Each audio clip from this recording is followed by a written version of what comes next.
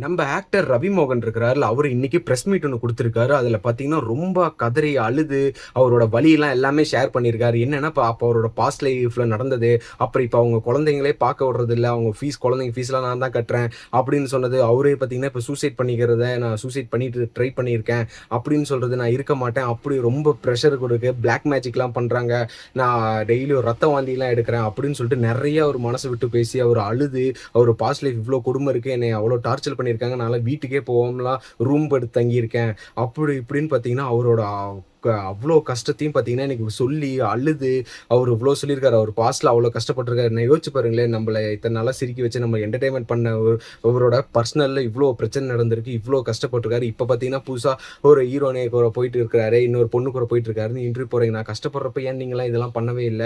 உங்களுக்கு தெரியுமா நான் கஷ்டப்பட்டது? அப்படின்னு சொல்லிட்டு அவரு மனச விட்டு ரொம்ப கதறியிருக்காரு. இத பத்தி நீங்க என்ன நினைக்கிறீங்க? மறக்காம கமெண்ட் பண்ணிட்டு போங்க.